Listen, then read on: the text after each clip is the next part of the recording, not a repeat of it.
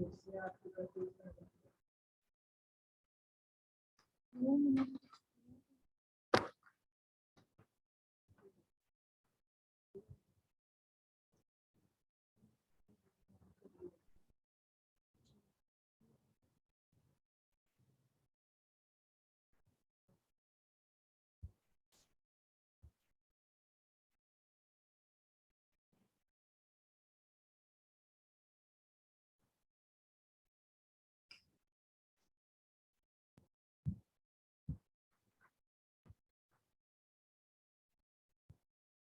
very good afternoon to one and all present here. I accord a very warm and cordial welcome to you all in this second day of 7-day mental health awareness and wellness workshop being organized in Guru Ramdas B.Ed College under the leadership of Dr. Sarabjit Kaur in collaboration with Sant Darbara Singh College of Education for Women Lopo, Kenway College of Education Abohar, JD College of Education Muksar, and Guru Gobind Singh College of Education Theri, Malone. Now, not taking much time, I would like to hand over the platform to Dr. Natasha Kheda, most eminent speaker, for a talk on psychosocial effects of bullying, a much awaited topic of concern in today's adolescence. Over to you, ma'am. A very good morning to everybody. Please give me a minute while I start the video. Okay. A very good morning to everyone. And I hope today is going to be a very fruitful session because I realize that most of the faculty members are from the field of education. So I think bullying is a very pertinent topic that is affecting people not only at national level, but possibly also at every region, every state at present. And we have seen these days that the number of crime against children has increased drastically in the last few years. So please give me a minute while I share my screen. The topic that we would be addressing today is based on the psychosocial effects of bullying on mental health. The reason why we are discussing this topic is that to understand and recognize bullying in students, also to understand and recognize that how we can help these children. So please give me a minute.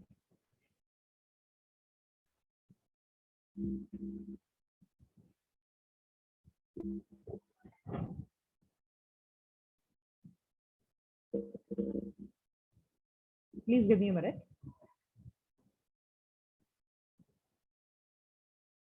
Okay.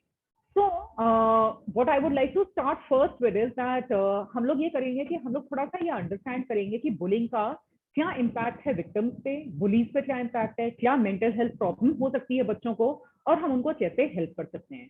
सबसे पहले शायद हमारे लिए important है ये recognise करना कि bullying का मतलब क्या है। बहुत बार हम बहुत ज्यादा ओवरलैपिंग सिम्टम्स में हम लोग कंफ्यूज हो जाते हैं और हम बहुत सारे नॉर्मलाइज तो हम नहीं कहेंगे बट बहुत सारे और ऐसे सिम्टम्स को हम बुलिंग का पार्ट मानते हैं। तो डिस्टिंक्शन, एक बेसिकली डिफरेंशिएशन हमारे लिए इंपॉर्टेंट है। First of all important part हमारे लिए क्या है दैट बुलिंग क्या नहीं है। तो बुलिंग क्या नहीं है हमारे लिए, सबसे पहले अगर किसी की फीलिंग्स हम हर्ट करते हैं, कोई बच्चा किसी और की फीलिंग्स हर्ट कर रहा है, उसको टीज कर रहा है, उसको किसी मजाक से किसी और पेट नेम से बुला रहा है, जब बच्चे एक साथ प्ले करते हैं बच्चे को इग्नोर करना, अपने साथ गेम में इन्वॉल्व ना करना, कोई ऐसी चीज छीन के बच्चे के हाथ से ड्यूरिंग प्ले ले लेना जो उसकी चीज नहीं है, या जैसे अगर आपको किसी क्यू में आप वेट करें, अपनी लाइन में वेट करें, कोई आपकी लाइन कट करके आगे निकल जाता है, जनरली आपके साथ मीन है, तो ये सब बुलिंग नहीं है। तो बुलिंग वो कब बन जाता है इस जब यही बिहेवियर रेपिटेटिवली पिछले 1 साल से या कंटिन्यूसली पिछले कुछ महीनों से चला आ रहा है तो हम उसे बुलिंग का नाम देंगे। इसका मतलब अगर ये चीजें कभी कभी एक्सीडेंटली अनइंटेंशनली हो जाएं तो हम उसे बुलिंग नहीं मानते हैं। ऑल्सो एक इम्बैलेंस ऑफ पार्ट सेंस का मतलब क्या है कि अगर 4 बच्चे हो जाएं वर्सेस वो एक बच्चा जिसको हम विक्टिमाइज करने की कोशिश कर रहे हैं, इम्बैलेंस ऑफ पावर है क्योंकि सारी पावर किसके हाथ में है, वो जो बुली है और उसके फ्रेंड्स के हाथ में है, और जो विक्टिम है वो obviously at a weaker position है। अगर ये चीज इंटेंशनली की जा रही है ताकि हम जान के बच्चा डेलिबरेटली मीन बने, क्रूअल बने, आप किसी को हार्म करना चाह रहे हैं, तो वो बुलिंग का पार्ट है। बुलिंग किसी भी क्राइटेरिया पे हो सकती है, चाहे आप जैसे हमारे इंडिया में बहुत बार देखा गया कि जो लोग नॉर्थ ईस्ट पे आते हैं हम उनको अलग अलग डेरोगेटरी नेम से बुलाते हैं, उनके अगेंस्ट डिस्क्रिमिनेशन करते हैं, कोई कलर के बेसिस पे डिस्क्रिमिनेशन हो रहा है, सेक्सुअल ओरिएंटेशन पे, हमारी एलजीबीटीक्यू कम्युनिटी है, हम लोग ओपनली उसको एक्सेप्ट नहीं कर पा रहे, हमारे यहाँ होमोफोबिया बहुत ज्यादा है। माइनॉरिटी ग्रुप्स रिलीजन में हैं, हम बहुत ज्यादा हम अपने मन में अजम्पशन बना के चलते हैं कि जितने मुस्लिम्स हैं वो जिहाद से रिलेटेड है, जबकि ऐसा नहीं है। इसका मतलब ये हमारी माइंड में सिर्फ एक बायस है। कोई डिसेबिलिटी है, कोई बच्चा स्कूल में ऐसा है जो एक्चुअली जिसको पोलियो है या कोई ऐसे बचपन से कोई डिसेबिलिटी है जिसे मेंटल रिटार्डेशन है, तो देखा गया है कि बच्चे जानबूझ के, या क्लास में एक बच्चा वीक है, उसको लर्निंग डिसेबिलिटी है, तो हम लोग एक दिन चाइल्डहुड डिसऑर्डर्स पे भी सेशन लगाएंगे जिसमें हम बात करेंगे कि बच्चों में क्या क्या प्रॉब्लम्स हो सकती है। एंड अगर एक बच्चा स्लो है, उसको लर्निंग में डिसेबिलिटी है, उसको मैथमेटिकल कैलकुलेशंस में इशू है, उसकी हैंडराइटिंग पुअर है, या किसी वे और फॉर्म में एकेडमिक फेलियर है, बच्चे ऐसे लोगों को बुलीज टारगेट इजिली करते हैं। तो बुलिंग का कोई पर्टिकुलर क्राइटेरिया नहीं है, हम कोई भी रीजन कुछ भी इशू उठा सकते हैं। मैं आपसे सिर्फ ये डिस्कस करना चाह रही हूँ कि अगर हम इंडिया के लेवल पे देखें, क्या स्टैटिस्टिक्स कहते हैं कि बुलिंग कितना ज्यादा कॉमन है।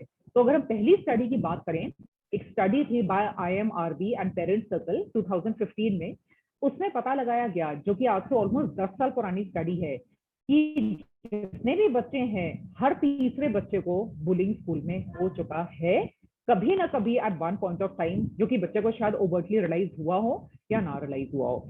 एक और स्टडी बहुत इंपॉर्टेंट की गई बाय टीचर्स फाउंडेशन, जो कि Wipro applying thought in schools की स्टडी थी, जो 5 साल लगा के 15 डिफरेंट लोकेशन हमारी कंट्री में की गई, और पता लगाया गया कि क्लास 4 से लेके 8 के बीच में ऑलमोस्ट 42% बच्चों के साथ बुलिंग हो चुकी है, और क्लास 9 से लेके 12 में 36% बच्चों के साथ कभी ना कभी किसी भी और फॉर्म का, चाहे सेक्सुअल हैरेसमेंट हो, कोई फिजिकल बुलिंग हो, अग्रेशन हो, वो उनके साथ हो चुका है। और देखा गया कि बॉयज में फिजिकल एग्रेशन के chances are higher than girls, एक जेंडर डिफरेंस भी है। तो हमारे यहाँ पे एक टीचर्स फाउंडेशन है, what is the conclusion that they drew, कि हमारे स्कूल में जो चीज मिसिंग है वो सोशल इमोशनल लर्निंग का कंपोनेंट है। जैसे कि हम लोग हमेशा एम्फोसाइज करते हैं कि इट्स वेरी अनफॉर्चुनेट कि हमारी इंडिया में मेंटल हेल्थ को प्रायोरिटी नहीं दी जाती, स्टिग्मा इतना ज्यादा हाई है। शायद हमारे स्कूल्स में एक मेंटल हेल्थ का मैंडेटरी कंपल्सरी सब्जेक्ट होना इंपॉर्टेंट है। सिर्फ टीचर्स के लिए ट्रेनिंग इंपॉर्टेंट नहीं है, पॉसिबली बच्चों के लिए भी वो प्रोग्राम बहुत ज्यादा इंपॉर्टेंट है। आपने सुना होगा कि आजकल दिल्ली में ये आजकल हैप्पीनेस कोर्सेज शुरू किए गए हैं, पॉजिटिव साइकोलॉजी इंट्रोड्यूस किया गया है।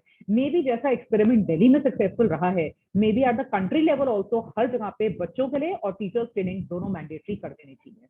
अब आपकी क्लास में एक बच्चा है जो कि आपको क्लियरली नहीं बता रहा, क्योंकि बच्चों में like we said cognitive functioning limited है, उनकी लैंग्वेज बैरियर है, वो अपने बारे में बता नहीं पाते हैं, एक्सप्रेस नहीं कर पाते हैं। तो आप कैसे पता लगाएंगे कि इस बच्चे के साथ कोई प्रॉब्लमैटिक ट्रॉमेटिक सिचुएशन चल रही है, क्योंकि बच्चा ओवरटली वर्बली एक्सप्रेस नहीं कर पा रहा है। हमें उसका बिहेवियर बहुत ध्यान से एनालाइज करने की जरूरत है। हाउ डू वी नो कि there is something traumatic going on. आप देखेंगे कि यहाँ एक बहुत मिसकंसेप्शन है कि बच्चों में डिप्रेशन नहीं होता।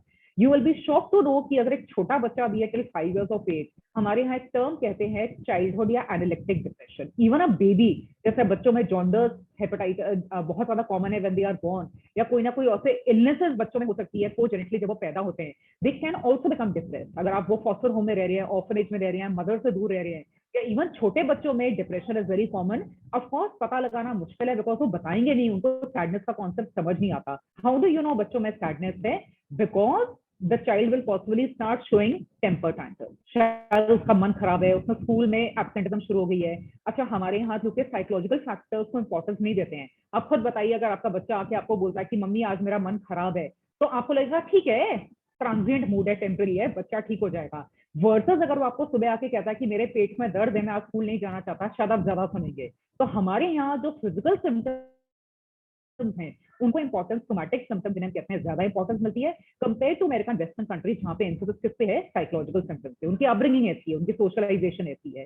तो बच्चे की अगर आपको लगे कि मूड में चेंज आ रहा है, बच्चा आपको देखने से थोड़ा बुझा बुझा सैड डिप्रेस लग रहा है, गुस्सा हो रहा है छोटी छोटी बात पे, अगर आप ध्यान से, तो आपको क्लिंग ऑन ज्यादा कर रहा है, घबरा रहा है, सेफ्टी इश्यूज आ रहे हैं। अच्छा, आपको ऐसा लग रहा है कि पता नहीं सडनली उसकी स्कूल की परफॉर्मेंस पहले ब्राइट था, ऐसा हम अगर प्री और पोस्ट एनालिसिस करें तो आपको एक फर्क पता लग जाएगा। ऐसा नहीं होना चाहिए कि बच्चा पहले भी एकेडमिकली वीक था और अभी भी है, नहीं, उसको नहीं हमने काउंट करना। बट पहले के कंपैरिजन में अगर प्री असेसमेंट और पोस्ट असेसमेंट की जाए, आपको एक सडन डिक्लाइन परफॉर्मेंस में एकेडमिकली लगेगा, जबकि बच्चा इंटेलिजेंट है, ब्राइट है। अगर हम इस बच्चे की इंटेलिजेंस टेस्टिंग करेंगे तो उसके एक्चुअली स्कोर काफी हाई आएगा। उसके अलावा सडनली देखोगे कि जो उसके थोड़े बहुत भी फ्रेंड्स थे, अचानक अब वो अकेले रहने लग गया है और वो फ्रेंड्स के साथ नहीं बातचीत कर पा रहा। कई छोटे छोटे बच्चों में आपने देखा है पंजाब में ड्रग्स की कॉमन इतनी प्रॉब्लम हो गई है, और भी बहुत स्टेट्स में है, अल्कोहलिज्म बढ़ गया, बिहार में कॉमन है, केरला में कॉमन है। आप देखेंगे कि बच्चा सडनली आपको आके घर आके रोज कहेगा कि मेरी चीजें गुम हो गई। अच्छा, कभी कभार तो बच्चों में चीजें गुम होना नॉर्मल कंसिडर किया जाता है, बट अगर ये चीज रोज होनी शुरू हो जाए और आपको लगे कि बच्चे की बॉडी पे भी आपको इंजरी के मार्क्स दिख रहे हैं, उसके कपड़े फटे हुए हैं, और वो बच्चा आपको फिर भी बता नहीं पा रहा कि इश्यू क्या है, आप समझ जाइए कि आपको इनडायरेक्टली उस बच्चे की चेकअप करवाने की जरूरत है। अचानक आपको बच्चा जो पहले इंडिपेंडेंट था, खुश था, अब आपको अचानक लग रहा है कि वो आपको छोड़ नहीं रहा है, आपका दुपट्टा नहीं छोड़ रहा है, आप जहां बैठे आपके साथ साथ घूम रहा है, शायद एक सेंस ऑफ इनसिक्योरिटी आपको विजिबली दिखेगी। अच्छा, बहुत बार देखा गया कि बच्चा अपनी एज ग्रुप के अलावा, एल्डर्स के अलावा अपने से छोटे बच्चों के साथ टाइम स्पेंड कर रहा है। क्यों?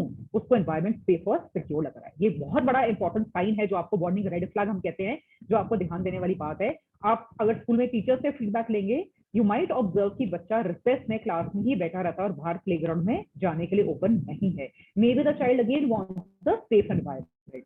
आप देखेंगे कि बच्चा जब बेल बजती है तो या तो वो लेट है या टाइम से पहले आ जाता है, वो एक सेफ एनवायरमेंट स्कूल में ढूंढने की कोशिश कर रहा है जहां उसको कोई पकड़ ना सके। अच्छा, कभी कभी ऐसा भी होता है कि आपको देखेगा कि बच्चा अकेले बाथरूम में अकेला पाया गया है या किसी प्लेग्राउंड में अकेला है, किसी रूम में, तो और भी अनसेफ है। तो अगर बच्चा छुपने की कोशिश कर रहा है, अकेले क्लासरूम में पकड़ा गया है, आपको पता है आजकल चाइल्ड अब्यूज के केसेस बहुत हाई हो गए हैं। And we know that yes, child abuse एक ऐसी चीज है जो कि ट्रॉमेटिक है चाइल्ड बच्चों के लिए। उससे इन द लॉन्ग रन आपको स्प्लिट पर्सनालिटी होने का भी भय है, एंड ऑफ कोर्स एक चाइल्ड सुसाइडल भी हो सकता है। We crime against children has become very very high, especially lockdown में ऐसे बहुत केसेस निकल के आए हैं।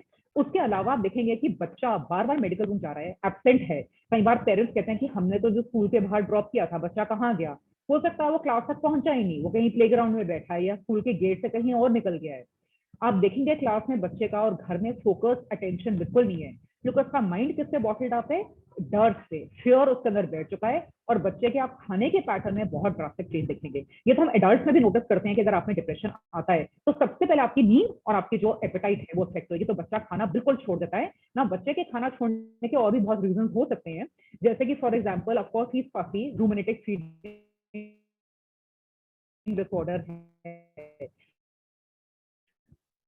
बट अगर बच्चा फंसी नहीं है, खाना चाह लैक पर, अब जो विक्टिम है, जिस बच्चे के साथ ट्रॉमेटिक एपिसोड हुआ है, what are the problems that the child can get affected? You can see हमारी ये लिस्ट यहाँ पे अनएंडिंग है। बच्चा इनसिक्योर है, कॉन्फिडेंस लेवल 0 हो चुका है, सारा दिन घबराया, डरा, एंग्शियस रह रहा है, फियरफुल है, बहुत ज्यादा टिमिड, शाय, सबमिसिव हो चुका है। देखने में ही शक्ल से उसकी आंखें ड्रूपी हैं, शक्ल का एक्सप्रेशन बहुत सैड है। हम कई बार कहते हैं शक्ल पे एक ब्लैंक लुक है, बिल्कुल बिल्कुल भी अगर कोई अच्छी पॉजिटिव चीज होती है वो रिएक्ट ही नहीं कर रहा है, इमोशनल रिएक्टिविटी बिल्कुल नहीं है। आप देखोगे कि बच्चे के जो स्ट्रेंथ है, बॉडी मस्कुलर कोऑर्डिनेशन खत्म हो चुका है। वैसे भी ये देखा गया है कि वो कौन से बच्चे हैं जिनको इजीली टारगेट किया जाता है, जिन बच्चों की बॉडीली स्ट्रेंथ और मस्कुलर कोऑर्डिनेशन बहुत कम है, जो हाइट में शायद छोटे हैं, उनको बुलिंग ज्यादा किया जाता है। लाइक आई टोल्ड यू, बच्चों में डिसेबिलिटी है, या तो एकेडमिकली बच्चा फेल हो रहा है, या उसको पोलियो है, या शायद बात करता है स्टैमर करता है, स्टटर करता है। अच्छा, वो बच्चे जो इजीली रो देते हैं, ओवर इमोशनल है, जल्दी ओवरवेलम होते हैं, वो भी इजी टारगेट्स हैं। ऑल्सो जो बच्चा पूरे क्राउड में दिख जाए कि वो बहुत ज्यादा हेल्पलेस है, उसको हमेशा लगता है कि लोग मेरे साथ आके चीजें कर जाते हैं, मैं कुछ नहीं कर पाता इन रिटर्न। अपने आप पे बिना किसी बात का ब्लेम लेना, कई बच्चे गिल्टी जल्दी हो जाते हैं, सॉरी अपोलोजाइज करते रहते हैं बिना किसी बात के। कई बच्चे ऐसे हैं जिनको लगता है कि सिचुएशन उनके कंट्रोल में है, बट नहीं, उनके साथ ये पैटर्न हमेशा से रहा है, बचपन से लेके।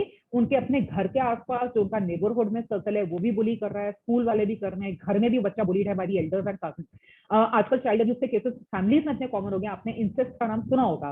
कजिन्स हैं, एल्डर्स हैं, फैमिलीज में अब्यूज चल रहा है। कई बार पेरेंटल है, ग्रैंड पेरेंट्स है, फैमिली फ्रेंड्स घर में आ रहे हैं। सब children are very very prone to child abuse as well. बच्चा सोचली आपको बहुत क्वाइट है, प्लेग्राउंड में नहीं जा रहा, टीवी नहीं देख रहा है, जो गेम्स पहले पसंद थी कार्टून देखना बंद कर दिया है, कोई चीज डिमांड ही नहीं करता कि मुझे मॉल ले जाओ या मुझे कोई चीज खरीद के दे दो। और जब आप उसको किसी रिलेटिव से मिलवाते हैं जो घर के बाहर आ रहे हैं, आप देखेंगे कि उस बच्चे की सोशल स्किल बहुत पुअर है, उसको लोगों के साथ बातचीत करना, इंटरेक्ट करना बिल्कुल नहीं आता। ऐसा बच्चा स्कूल में पॉपुलर भी नहीं होता और शायद उस वजह से वो चीज बढ़ जाती है। उस बच्चे को फ्रेंड्स बनाने ही नहीं आते हैं, उसको समझ नहीं आता कि मैं लोगों से क्या बात करूं, हाउ टू बी इंटरेस्टिंग। और वो अपने घर के पेरेंट्स से कुछ ज्यादा ही डिपेंडेंट है। होते हैं ना कई बच्चे जो घर आके कहते हैं इसने मुझे ऐसा बोला आप कुछ करो, वो वेट करें कि पेरेंट्स इंटरवीन करे, पेरेंट्स डांटे किसी और को घर में, एंड नॉर्मली देखा गया कि वो अपने आप को डिफेंड कर ही नहीं पाते हैं, इसलिए वो इजी विक्टिम और टारगेट है। अब जो बुलीज हैं ऑपोजिट, उनका बिहेवियर क्या देखा गया है, वो ज्यादा ही अग्रेसिव है। अभी हम रीजंस भी डिस्कस करेंगे कि वो इतने अग्रेसिव और गुस्से वाले क्यों हैं। चीजें उठा उठा के फेंकना, घर वालों के ऊपर चीजें फेंकना, सिबलिंग पे फेंकना, लोगों के टायर पंक्चर कर देना, एनिमल्स पे डिस्ट्रक्टिव होना, चीजें चोरी करना, ये इनमें कॉमन है। उनको अच्छा लगता है और बच्चों को डोमिनेट करना। शॉर्ट टेम्पर्ड है, बहुत जल्दी गुस्सा आता है, बिना सोचे समझे इंपल्सिवली चीजें करते हैं। अच्छा अगर बच्चा सामने दिख रहा है कि वो रो रहा है और उनको खुशी और एक मजा आता है, उनको अगर अच्छा उनकी लाइफ में अगर कोई चीज उनको अच्छे से ना मिले, उन्होंने कोई चीज मांगी है उनको ना दी जाए, तो देखा गया है कि उनका टॉलरेंस लेवल कम है। जो चीज मांगी अभी है, उनको अभी के अभी सेटिस्फैक्शन चाहिए कि मुझे चीज लाके दो। अच्छा अगर सामने अगर मूवीज में, एड में कोई गुस्सा, कोई वायलेंस दिखा रहे हैं, उनको एक्साइटमेंट मिलती है, एक सेंसेशन सीकिंग की फीलिंग उनको आ रही है। अच्छा उनको लोगों को कंट्रोल करना, डोमिनेट करना, घर में भी बाहर भी। कई पेरेंट्स ऐसे हैं जो आजकल के जमाने में ज्यादा डिसिप्लिन में बिलीव नहीं करते हैं, वो बच्चे को फ्रीडम देना चाहते हैं शायद जो उनको नहीं मिली। उसका डिसएडवांटेज ये है कि बच्चा वर्बली और फिजिकली अग्रेसिव बन रहा है, डोमिनेटिंग बन रहा है, तो फिर पेरेंट्स भी उनकी बात आराम से सुन लेते हैं। अच्छा अगर वो किसी विक्टिम को एक्सट्रीम लेवल से भी हार्म कर रहे हैं, जैसे उसकी चीजें उठा दी, उसको फिजिकली हार्म किया, वर्बली अग्रेसिव हो रहे हैं, तो उनके दिल में किसी बच्चे को रोते हुए, ब्लड निकलते हुए, या किसी को अगर चोट लग गई है, वो जो एक नॉर्मल नेचुरल इंस्टिंक्ट एम्पैथी का आता है कि हाय बेचारा इसको बुरा क्या डैमेज कर रहे हैं, उनमें वो आता है। उनको उनके अंदर वो गिल्ट, वो रिमोर्स, वो बुरा लगने की फीलिंग है ही नहीं। और नॉर्मली देखा गया है वैसे research and psychology has shown कि इन बच्चों की खुद की स्कूल परफॉर्मेंस भी अच्छी नहीं होती है, so they are very frustrated. Why I have discussed these two pointers, because कल को अगर आपके सामने बुलिंग का केस आता है, ये एक लिस्ट, एक बेसिक आपके माइंड में मेंटली आ जानी चाहिए कि शायद पॉसिबली ये वो रीजन और एक सिम्टम्स एक बच्चे में है जो आप पहले से ही मेंटली प्रिपेयर्ड हो जाएंगे। बिकॉज साइकोलॉजी में अनएंडिंग रिसर्च या बहुत सारी इंपेरिकल स्टडीज है जिसका कंक्लूजन हम डिस्कस कर रहे हैं। सबसे डेंजरस है बायस्टैंडर इफेक्ट। अगर आप नॉर्मली नोगा हुआ है, कितने लोग रुके उसकी हेल्प करते हैं, कई लोग सिर्फ खड़े होकर देख रहे हैं। आजकल के जमाने में इतना इजीली अवेलेबल है व्हाट्सएप बन गए हैं, बिकॉज हम लोग वीडियो तो बना लेते हैं, पुलिस के साथ इन्वॉल्व नहीं होना चाहते। हमें लगता है कि हमें किसी के लिए जाके पुलिस स्टेशन में कोई हमें विटनेस नहीं बनना है। हो सकता है जो लोग उसको बुली करके हार्म करे मुझे भी पकड़ के अटैक कर सकते हैं। तो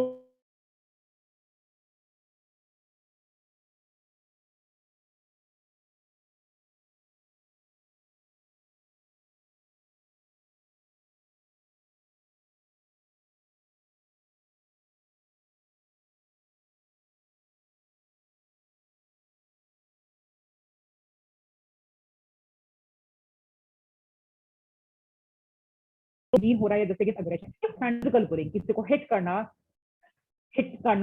पंच करना, स्पिट करना किसी और के ऊपर, किसी को धक्का दे देना, किसी की चीजें लेके जान के मजे के लिए तोड़ देना, रूड बन जाना, बहुत ज्यादा हैंड जेस्चर्स यूज करना।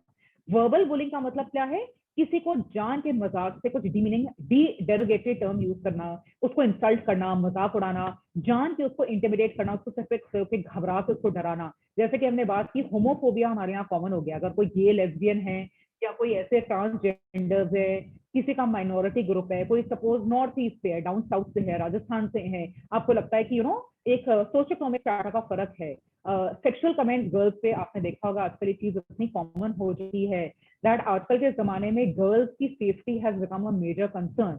ईव टीजिंग के केसेस बहुत कॉमन होते जा रहे हैं बहुत जगहों पे। एंड किसी को थ्रेटन करना, टॉन्ट करना, सोशल बुलिंग, मतलब ये तो सबसे डेंजरस कैटेगरी आजकल के जमाने में हो चुकी है।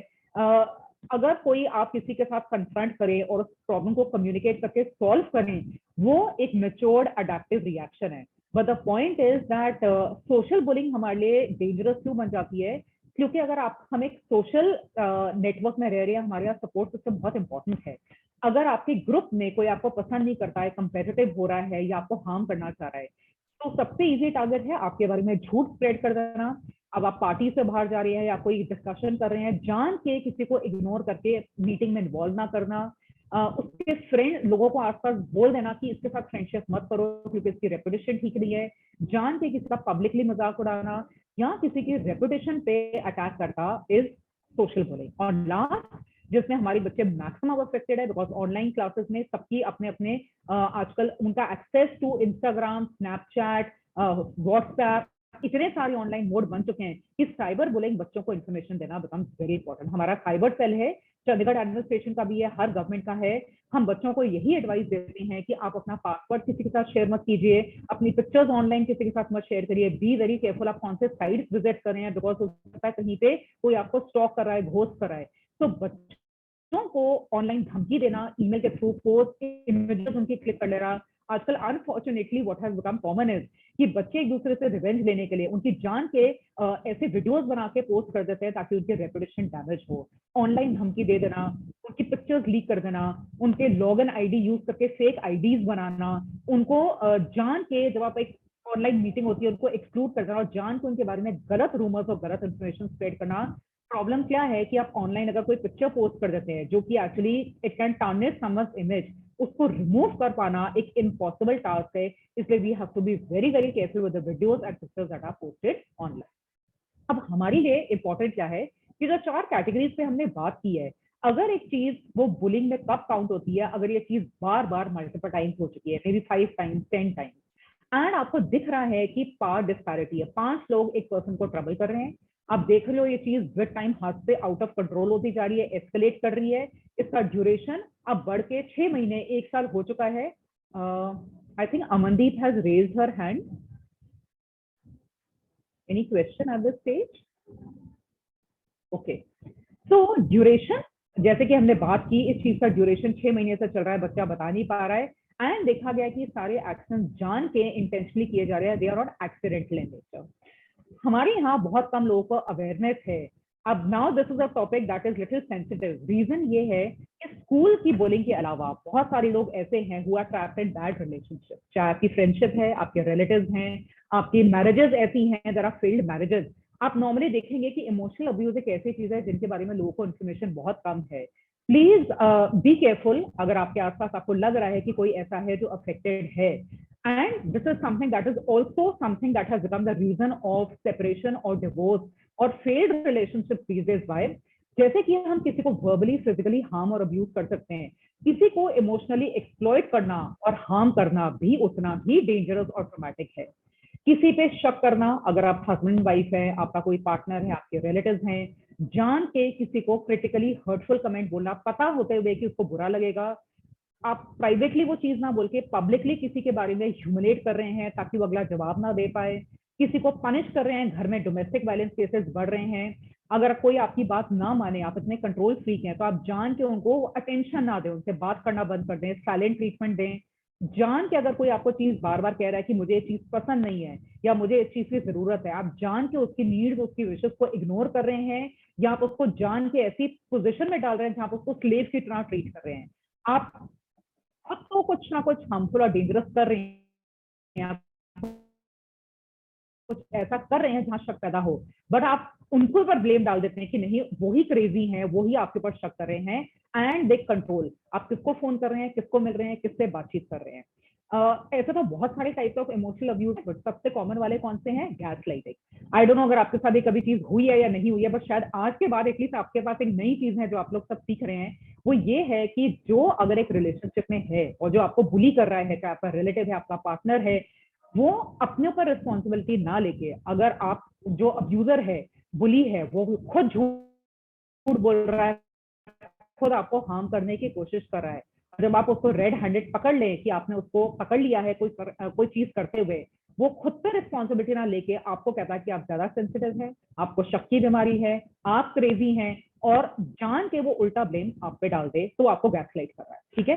सेकंड, प्रोजेक्शन, जैसे कि मैंने बोला अगर आपको चीट कर रहे हैं, इनफिडेलिटी है, ठीक है, या किसी भी और फॉर्म में वो आपको झूठ बोल रहे हैं, अगेन वो ब्लेम आप पे डाल रहे हैं कि एक्चुअली आप झूठ बोल रहे हैं और आप ज्यादा सेंसिटिव हो रहे हैं। रिटेलिएशन का मतलब क्या है? ये एक मैनिपुलेशन टैक्टिक है, एक बहुत ही अनहेल्दी चीज है, टॉक्सिक चीज है। इसका मतलब क्या है? क्योंकि आपने जिंदगी में कभी बाउंड्रीज नहीं बनाई, आपने कभी किसी को ये नहीं बताया कि आपको क्या अच्छा लगता है क्या नहीं, और अगर आपने बताया है और कोई इंसान फिर भी आपको ह्यूमिलेट करे, इसका मतलब वो आपको रिस्पेक्ट नहीं करता है।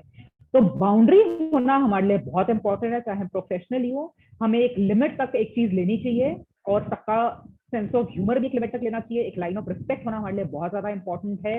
एंड कई बार ऐसा भी होता है कि कोई आपको प्रोवोक करे जान के, आपको भड़का रहा है, जब आप जवाब देते हैं तो वो उल्टा ब्लेम आप पे डाल देते हैं that you are reacting in a very strong manner. So you should be very careful if someone is doing that to you because they are actually emotionally abusing you. क्या बच्चों में क्या रीजंस हैं बुलिंग के, ये हमारे लिए बहुत ज्यादा इंपॉर्टेंट है आइडेंटिफाई करना, बिकॉज आई एम श्योर जो लोग स्कूल में जॉब करते हैं, कॉलेजेस में, ये बहुत रूटीन अगर बुलिंग केसेस आपके पास हैं, इनमें से किसी एक कैटेगरी में 100% द चाइल्ड विल फिट, शायद 2 या 3 कैटेगरीज में भी। फर्स्ट है वो बच्चा खुद से अंदर से उसको इंफीरियोरिटी कॉम्प्लेक्स है, वो अपने बारे में ज्यादा अच्छा नहीं सोचता है, उसकी घर में नहीं चलती है, शायद अपने घर में उसको ह्यूमिलेट किया जाता है तो वो बाहर आके डोमिनेट कर रहा है। 2, शायद उसके साथ खुद के साथ अंदर पास ऐसा हो चुका है कि उसको हार्म करने की कोशिश की गई है, तो उल्टा होता है ना कि अब आप किसी और पे वो चीज निकाल रहे हो सकता है वो आपसे जेलस है, क्योंकि आप हो तो बहुत केपेबल, पर शायद आप शाय हो, बहुत ज्यादा रिजर्व हो, तो वो आपसे जेलस है या आपसे फ्रस्ट्रेट हो रहा है, एंड वो शायद खुद पॉपुलर नहीं है, लोग उससे बात नहीं करते हैं, वो जान के डोमिनेट करने की कोशिश कर रहा है। और जैसे कि हमने बात की, उसमें अंदर वो एक बुरा लगने वाला स्वभाव, एक एम्पैथी किसी और के लिए, किसी और की प्रॉब्लम समझने वाला उसमें क्वालिटी है ही नहीं। कई बार लोग जान के अटेंशन सीकिंग बिहेवियर भी करते हैं ताकि पब्लिकली लोग देखें कि अच्छा ये गुंडा है, ये ऐसे लोगों को कंट्रोल कर पा रहा है, अगली बार से लोग उससे डरेंगे। ज्यादातर देखा गया कि ये लोग की फैमिलीज में डोमेस्टिक वायलेंस कॉमन है, पेरेंट्स आपस में लड़ते रहते हैं, वर्बली फिजिकली अग्रेसिव है बहुत ज्यादा, एंड देखा गया कि पेरेंट्स कंटिन्यूअसली आर्ग्यू करते हैं तो बच्चा उनको देख के सीख रहा है। और कई लोग ऐसे हैं जो कंट्रोल सीख है, जैसे कि हमने बात की कल भी, उनको लगता है उनके एनवायरमेंट में सब उनकी सुने, घर पे लोग उनकी सुने, फ्रेंड्स भी उनके सुने, एक नीड फॉर कंट्रोल बहुत ज्यादा है। एंड हो सकता है इन द पास्ट जब उन्होंने बैडली बिहेव किया हो, शायद घर पे किसी ने उनको कुछ नहीं बोला है, तो पेरेंटिंग बिकम्स वेरी इंपॉर्टेंट। एक घर में एक सेंस ऑफ डिसिप्लिन होना बहुत ज्यादा इंपॉर्टेंट है। हो सकता है वो पिछली बार बच गए हो, और कई लोग होते ही ऐसे हैं जिनको अपना इमोशन पे कंट्रोल नहीं है और वो इम्पल्सिव है। मैं आपको एक नई कैटेगरी सिखाना चाहती हूँ। हमारे यहाँ पे there is something called as a conduct disorder.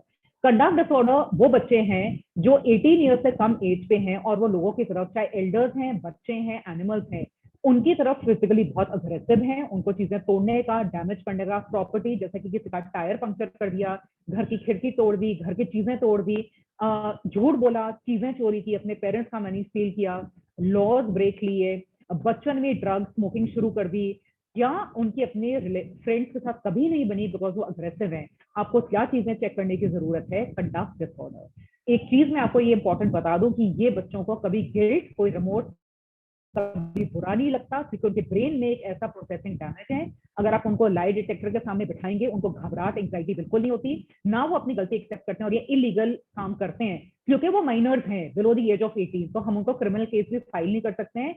जब ये बच्चे 18 ईयर्स क्रॉस कर जाते हैं तो ये एंटी सोशल पर्सनैलिटी डिसऑर्डर की कैटेगरी में आ जाते हैं।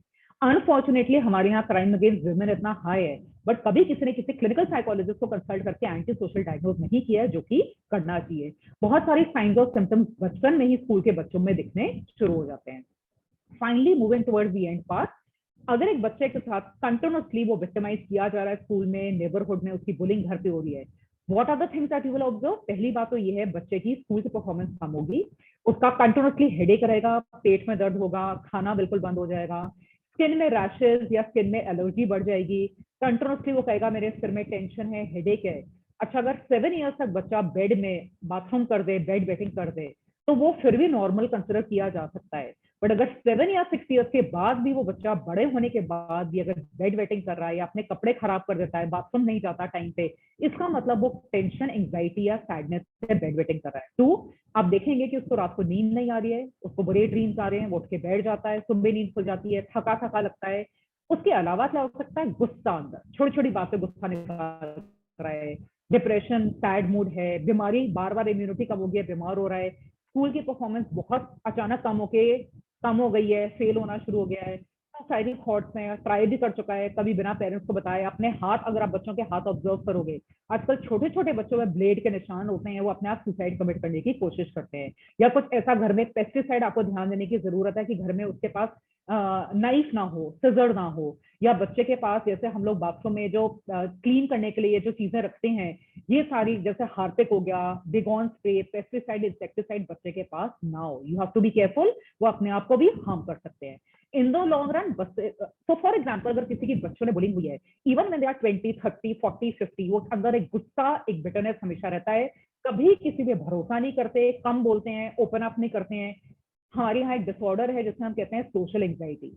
लोगों के सामने बात करने में घबराना, कैफे में अकेले नहीं बैठ सकते, एग्जाम नहीं लिख सकते, उनको लगता है सब लोग उनको देख रहे हैं, उनको जज कर रहे हैं, उनका मजाक उड़ा रहे हैं।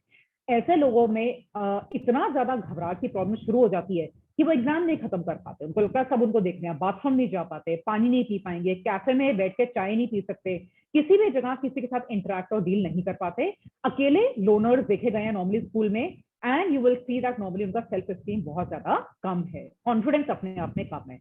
हम क्या कर सकते हैं बुलिंग को अवॉइड करने के लिए?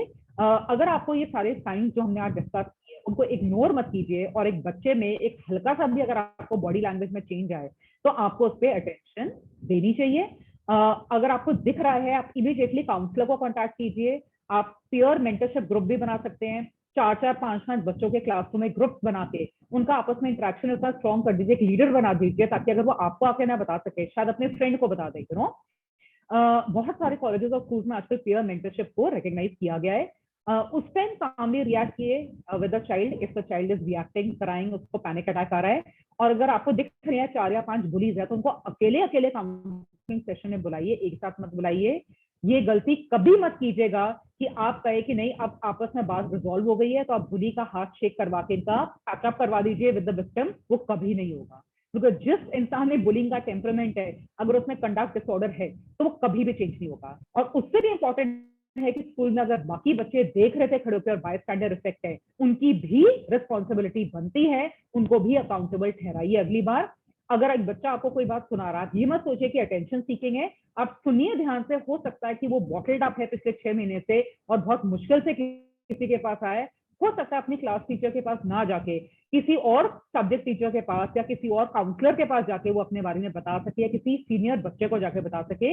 इमीडिएटली साइकाट्रिस्ट को कांटेक्ट कीजिए, चाइल्ड साइकोलॉजिस्ट को, ताकि उस बच्चे का ट्रीटमेंट शुरू हो सके। और स्कूल्स में एक training program you must hold for training people against bullying and handling children who are victim.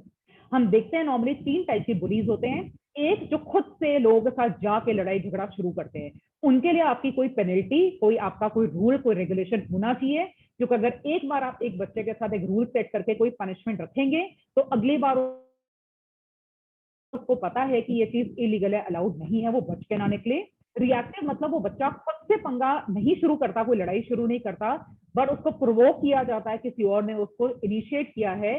तो उन बच्चों के लिए एंगर मैनेजमेंट, उनको एम्पैथी सिखाना कि किसी और के साथ अगर आपके साथ ये हो तो आपको कैसा लगेगा, कोई तरीके का सोशल स्किल्स ट्रेनिंग कर सकता है। और कई लोग ऐसे हैं, कई बच्चे आजकल के जो बहुत रिच फैमिली से आते करने के लिए एक कम्युनिटी वॉलंटियर प्रोग्राम, ताकि जो नहीं है उनके साथ कैसे डील करना है और उनको नॉर्मल ग्राउंड लेवल पे एक्सपीरियंस दिलाना हमारे शुरू की हैं। एंटी रैगिंग 2009 में बहुत सारे क्रिमिनल केसेस बच्चों के against in Indian penal code file किया जा सकता है, जैसे section 506 punishment for criminal intimidation, section 323 and section 326 अगर आप किसी को हर्ट करें, या उसके बाद जो पनिशमेंट है सेक्शन 304 अगर किसी ने कुछ अपने आप सुसाइड कमिट करने की कोशिश की है तो culpable homicide, and in case the victim tries to commit suicide section 306 अगर उसने सुसाइड अटेम्प्ट किया विक्टिम ने, एंड सेक्शन 307 अगर किसी ने किसी और को मर्डर करने की या हार्म करने की कोशिश की है। So these are some of the areas that I wanted to cover today, and with this I am done with my presentation. Anyone would like to ask anything, आप कुछ ऐड करना चाहें, अपना एक्सपीरियंस शेयर करना चाहे, if you have seen such kind of cases in possibly your college? Anyone?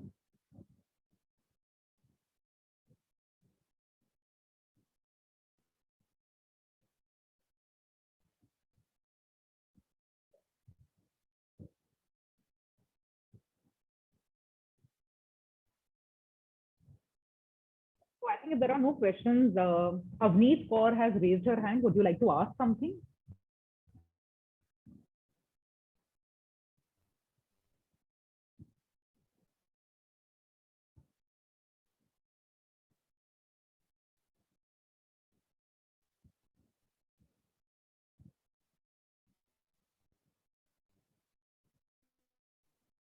So Avneet writes that I want to ask a question.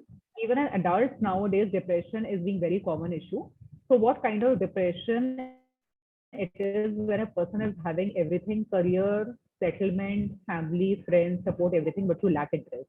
So you know, Avneet, the thing is that हम लोग एक depression पे कल ही है हमारा depression पे.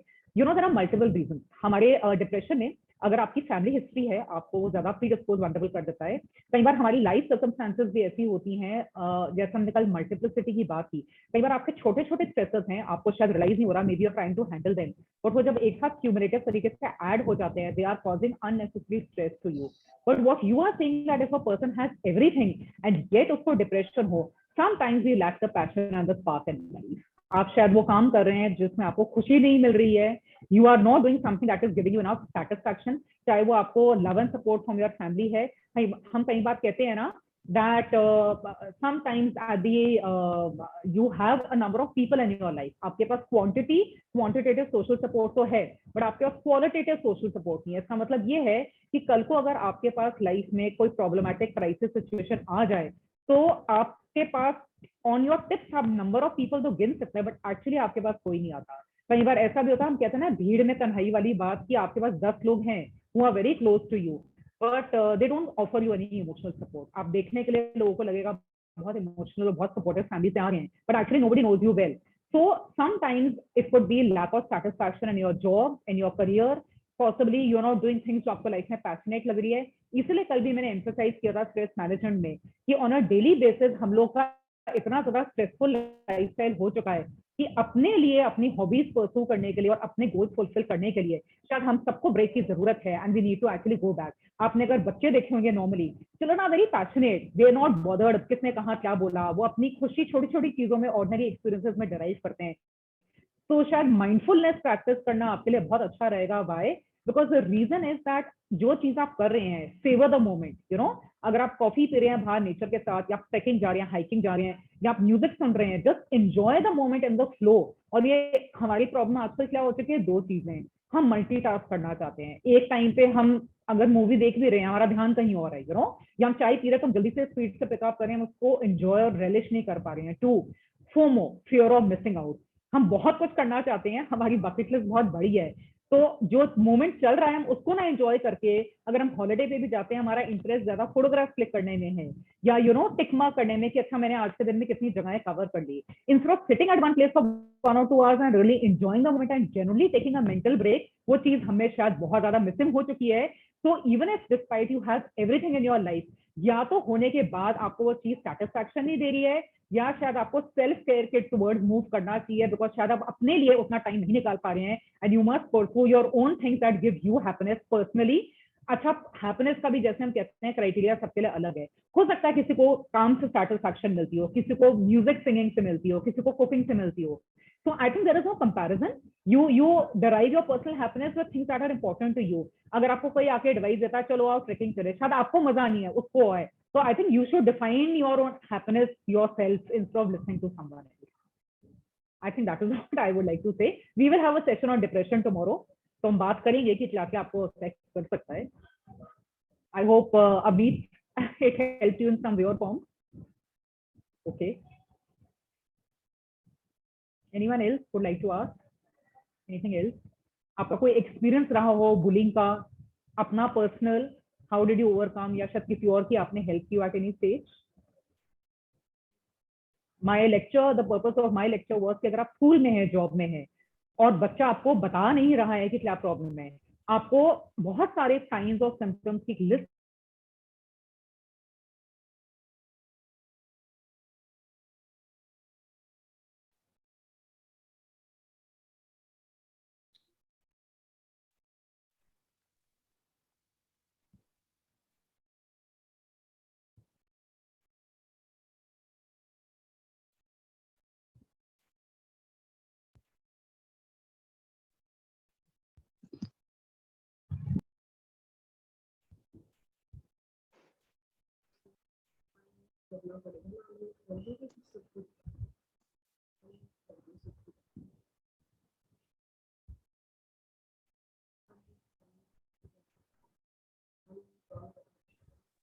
Hello. Thank you so much, ma'am. If no one has any questions. Hello. हाँ जी ma'am.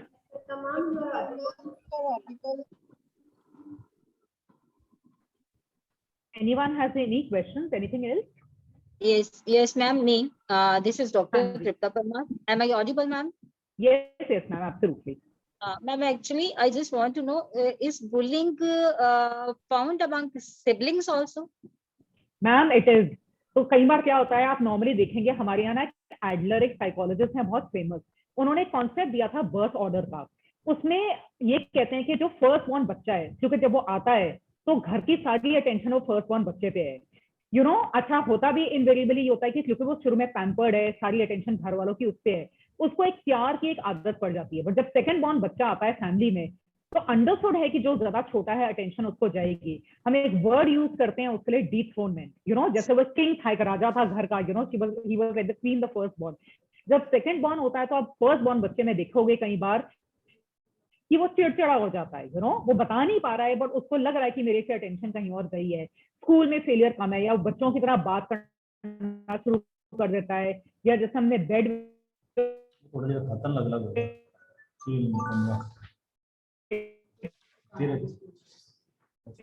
की बात की वो शुरू कर देता है। और शायद आप नोटिस करोगे कि जो फर्स्ट बॉर्न बच्चा है उसमें नॉर्मली एक टेंडेंसी क्या बन जाती है कि उसको सैक्रिफाइस करने की आदत सिखाई जाती है। बिकॉज हमें लगता है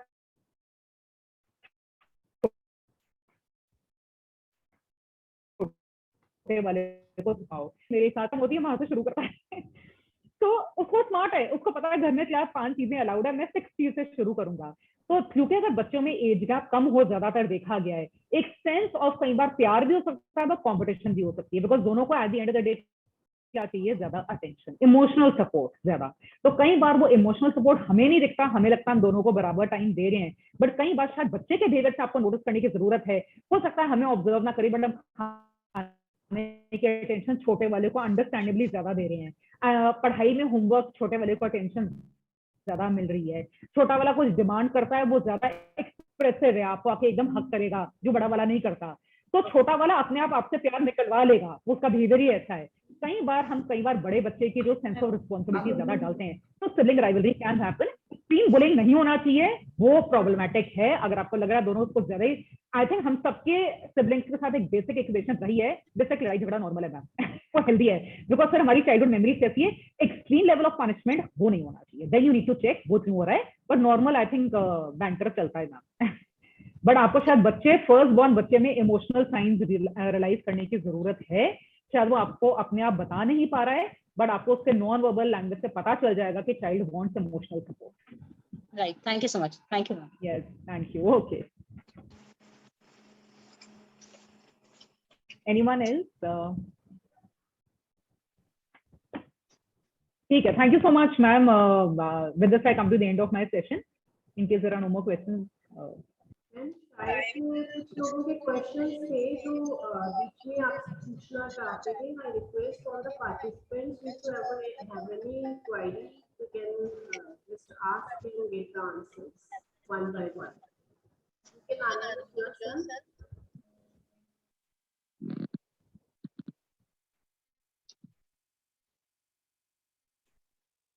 Avneet was having one query. He has raised the hand. Avneet, can you please ask?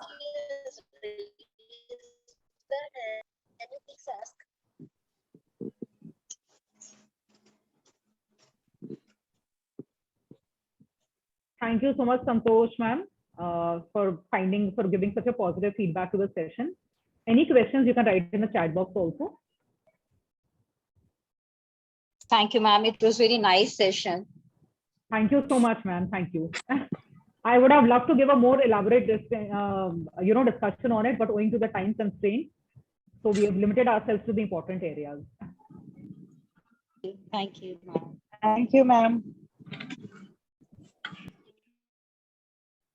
Thank you, ma'am. It's wonderful session. Thank you so much. Thank you so much, everyone, for your positive feedback. Means a lot to me. Thank you.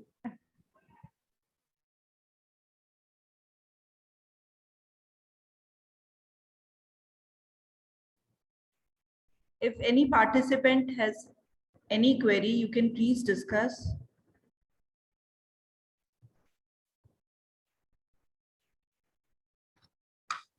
Thanks a lot, ma'am, for this very informative session on psychosocial effects of bullying. We were not aware of such small but important things we were ignoring in our lives that affect our life to a great extent. Again, we'll meet tomorrow at same time with an interesting topic. Thanks a lot, ma'am, for this wonderful session. Thank you so much, ma'am, for your positive feedback. And tomorrow's session will be very interesting. क्योंकि हम लोग normally everyday life में बहुत सारे ऐसे information processing errors करते हैं. I think it will be a very very important session tomorrow and हम बहुत कुछ सीखेंगे कल. The focus will not be so much on depression, but हम लोग जो मेंटल ट्रिक्स यूज करते हैं अपनी एवरीडे लाइफ में, how to handle that, I think it will be beneficial for everyone. Thank you, ma'am. Feedback link will be shared in chat box. Please fill that form. Thank you.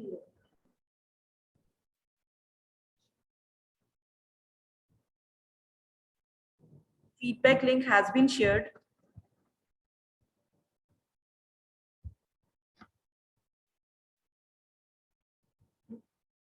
Thank you, everyone. Kindly fill up the form so that you will get attendance for today's session, and certificates will be allotted on the basis of attendance only. Thank you so much. We'll see you tomorrow at same time, 12 in the noon. Thank you.